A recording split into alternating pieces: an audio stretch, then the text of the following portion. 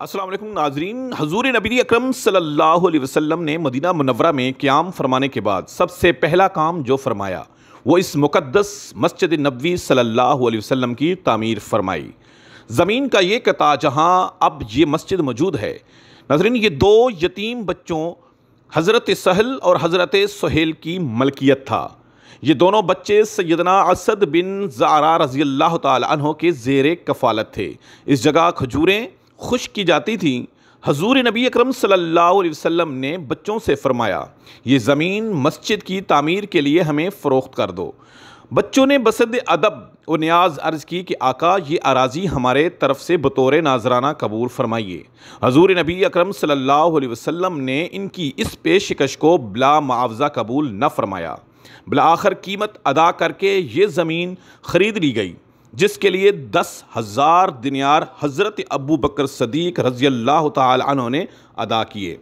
ناظرین ربیع الاول یکم ہجری بمطابق اکتوبر 622 ہجری عیسوی مسجد نبوی صلی اللہ علیہ وسلم کا سنگ بنیاد حضور نبی اکرم صلی اللہ علیہ وسلم نے اپنے دست اقدس سے رکھا۔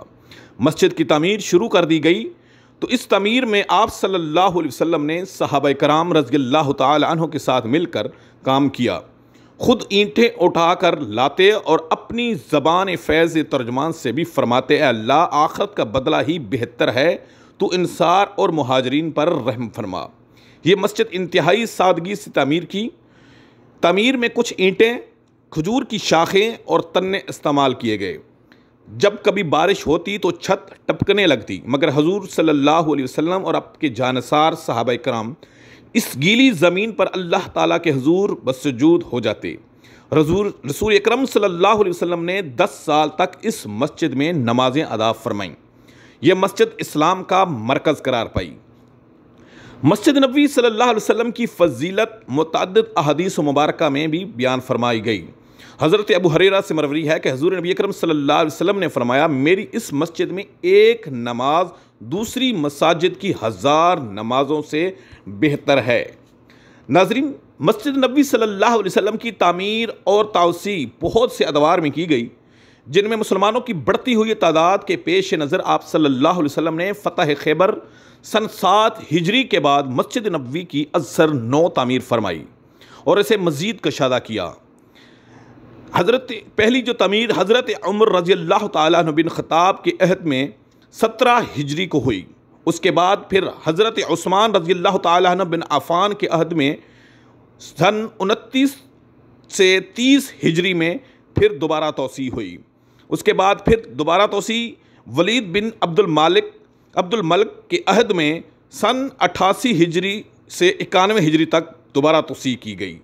پھر مہدی العباسی کے عہد میں 161 ہجری سے 165 ہجری تک توسیع کی گئی۔ پھر اس کے بعد سلطان اشرف قجتبائی کے عہد میں 888 ہجری میں ہوئی۔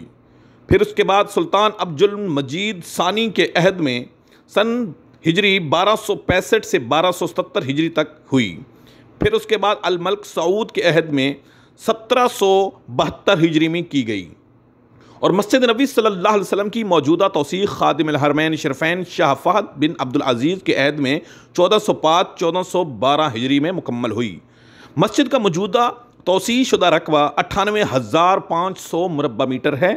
اس کے علاوہ چھت پر بھی نماز پڑھنے کے لیے 67,000 مربع میٹر کی جگہ موجود ہے۔ اس وقت مسجد میں عام دنوں میں 6,50,000 نمازی ادا کر سکتے ہیں، البتہ حج کے زمانے میں اور رمضان المبارک کے دنوں میں یہ تعداد 10 لاکھ تک بھی ہو سکتی ہے۔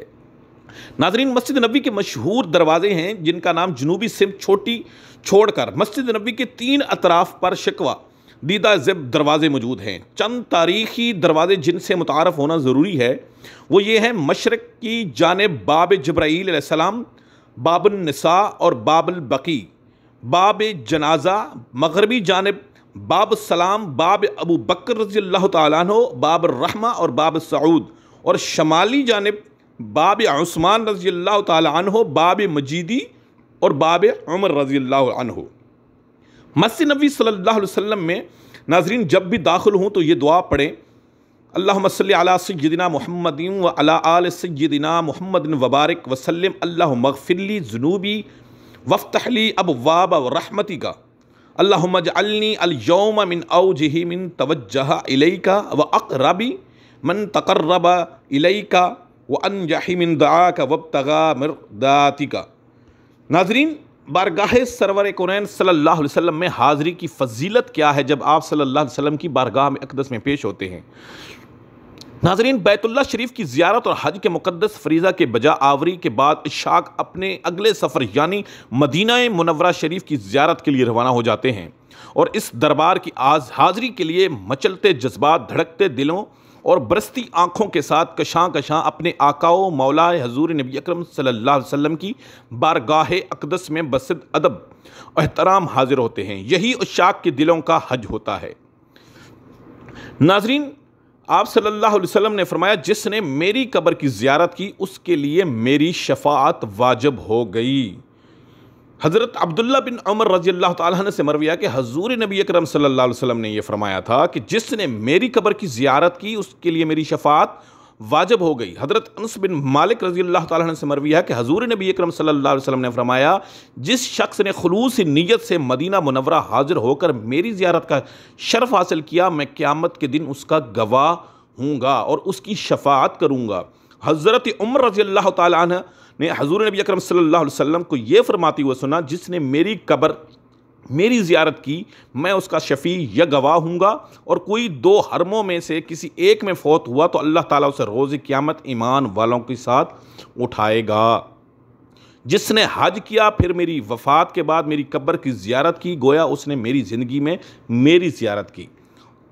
حضور نبی اکرم صلی اللہ علیہ وسلم کی بارگاہ اقدس میں حاضری کے آداب ناظرین کیا ہیں؟ جب ہم اپنے آقا صلی اللہ علیہ وسلم کی بارگاہ اقدس میں ناظرین، کوئی بھی مسلمان جب آقا صلی اللہ علیہ وسلم کی بارگاہ اقدس میں حاضری ہوتا ہے، حضور نبی اکرم صلی اللہ علیہ وسلم کی بارگاہ اقدس میں جب شہر نبی صلی اللہ علیہ وسلم کے داخلے کا وقت آئے تو زائر مدینہ غسل اور وضو کرے، اچھی سی اچھی پوشاک پہنے، نوافل ادا کرے، توبہ کی تجدید کرے اور پیدل چلتا ہوا اندر داخل ہو کہ تصویر عجز بن جائے کہ وہ شہنشاہ کونین صلی اللہ علیہ وسلم کی دربار اقدس میں حاضری کی سعادت حاصل کر رہا ہے۔ ناظرین، جب ہم مسجد نبوی میں حاضر ہوں تو سب سے پہلے 2 رکعت نماز تحیۃ المسجد ادا کریں، پھر باطناً و ظاہراً انتہائی عاجزی اور انکساری کے ساتھ حضور صلی اللہ علیہ وسلم کی تمام تر کفیتوں میں ڈوب کر قبر انور کے پاس کھڑے ہوں، یہ احساس دل میں جا گزین رہے کہ حضور نبی اکرم صلی اللہ علیہ وسلم اپنی قبر انور میں زندہ ہیں، سماعت بھی فرما رہے ہیں اور کلام بھی فرما رہے ہیں۔ بس وہاں کھڑے ہونے والوں کا سر ادباً تعظیماً جھکا رہے، بارگاہ نبی صلی اللہ علیہ وسلم میں یوں کھڑے ہوں کہ رب مصطفیٰ صلی اللہ علیہ وسلم پاؤں تھر تھر کانپ رہے ہوں، آنکھیں بارگاہ صلی اللہ علیہ وسلم میں گریہ مسلسل کا نذرانہ پیش کرتی رہیں اور وہ طویل زمانوں کی مسافت طے کر کے حضور صلی اللہ علیہ وسلم کے زمانے میں کھو جائیں۔ پھر مسلمان حضور نبی اکرم صلی اللہ علیہ وسلم کی بارگاہ میں وقار و ادب کے ساتھ ہدیہ سلام پیش کرتے ہوئے آئے، جیسا کہ صاحب ایمان صاحب علم کا شیوا ہے۔ حضور نبی اکرم صلی اللہ علیہ وسلم کی قبر انور کے قریب آواز بھی بلند نہ کرے، خبردار، اور نہ ہی کوئی سجدہ ریز ہو۔ یہی زیارت افضل اعمال میں سے ہے اور روز حشر اسے میزان حسنات میں رکھا جائے گا۔